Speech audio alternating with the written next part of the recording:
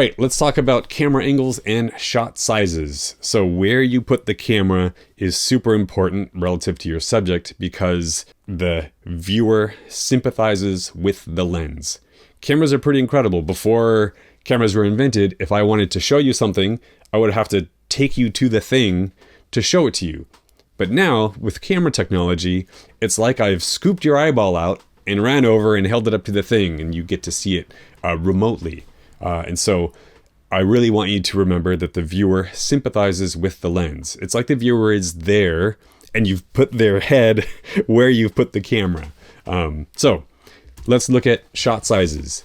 And this is all, we're sort of moving in closer and closer to the subject. And so extremely long shot, or the XLS, extremely long shots and long shots, or very long shots, are more about the context. They're more about establishing what's going on. In this case, like, I can't even see the subject. I see where the subject, I see where I see where the subject is going to be.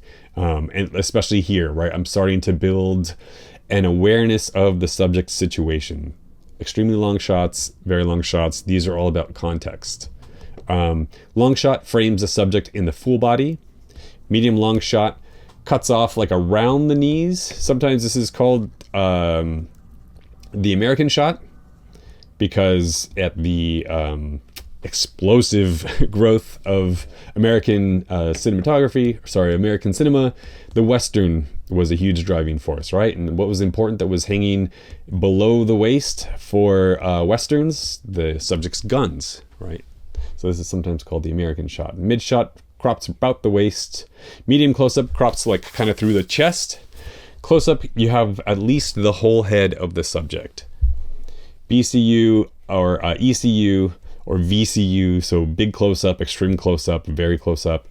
These all start pushing in to fragments of the face. And I would say like extreme close-up, I would just say like it is just a single feature that you're cutting out. Or it doesn't have to be eyes, and it doesn't have to be a person, right? Like this can apply to if you're making some sort of crazy narrative about a backpack that comes to life, right? Like sort of the whole thing. You have to decide, all right, what is going to be a close-up of the backpack, or what's going to be an extreme close-up of this subject that might not be a person. Shot angles, again, keep in mind that the viewer sympathizes with the lens. Right, so low angle is the camera is placed below the subject's eye line. Eye level is sort of self-explanatory. High angle is the camera is placed above the subject's. The camera is placed above the subject's eye line. Worm's eye view and bird's eye view. Worm's eye view is kind of self-explanatory. You imagine that you're a little worm crawling around the ground and you're looking up at the subject. It's an extremely low angle shot. Bird's eye view, over here on the right, is the opposite of that. You're way up above the subject, an extreme high angle. Sometimes this is called God's eye view because it is used to render images and framings that deliver more knowledge, more awareness to the viewer than the characters in the film. You know, maybe you go for an extreme high angle that shows like two bad guys running. They're about to run into each other at like a corner of a building, right? But neither of them know that they're coming. But we, the audience, we know that they're about to meet each other and that something's going to happen. Canted means when the whole frame is just tilted. And this is like an unsettling, all is not right in the world. This is like used all the time in horror. Like, you know, one thing we humans expect and we take for granted is that the horizon line is flat. And we know what up is, and we know what like straight is, right? Straight, flat, whatever. We expect our buildings to be like this and not like this.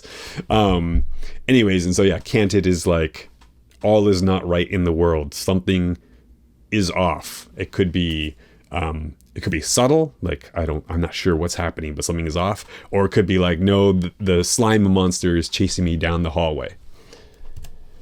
Eye level, again, remember, the viewer sympathizes with the lens. So eye level puts us on the subject's level, literally. Like we are same as them. We're meant to empathize with them. We're meant to be in a sort of an understanding place with them.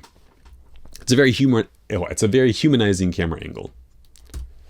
Low angle, put your camera lower than the subject's eyes, makes the subject stronger, more powerful. They're dominating over the viewer.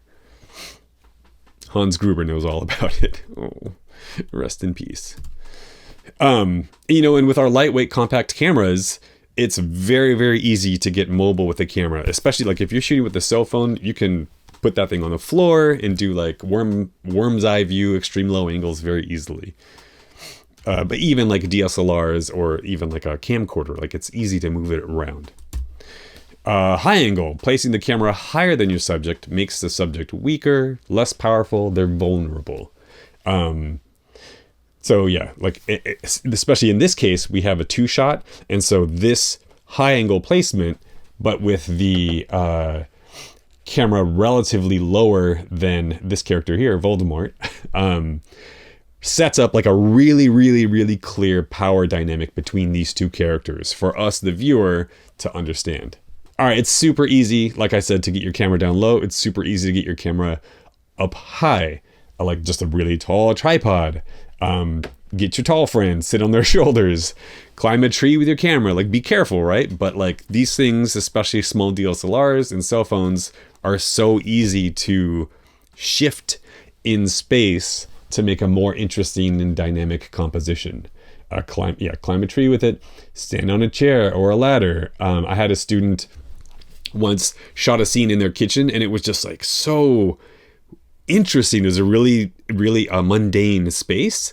But they just stood on their kitchen counter, and suddenly like the whole room and the whole experience was extremely transformed. That was wild.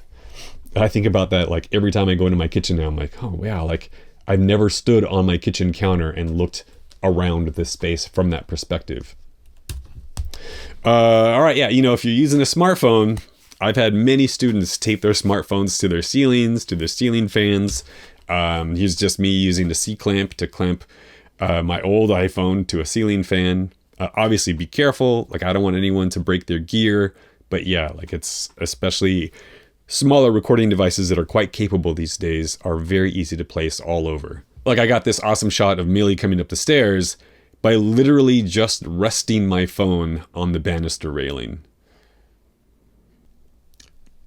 You can do it, Millie. We believe in you. All right, and this is what I was talking about, God's eye view. Extremely high angle, placing the camera directly above the subject, gives us, the viewers, an omniscient, if not perhaps slightly dehumanizing view of the subject, right? We're like not really connected with their level of humanity. We're disconnected, but we're seeing them in like a, maybe even like a slightly abstracted way.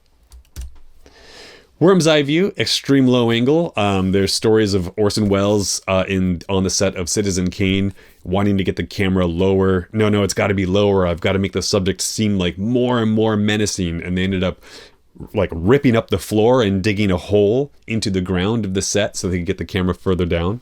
Don't know if that's entirely true, but it's a fun story. Here's some good worm's eye views or low angle views. Look at all these powerful, menacing figures. All right, that's the end of our composition video. Let me know if you have any questions about any of this. Otherwise, I'll talk to you later.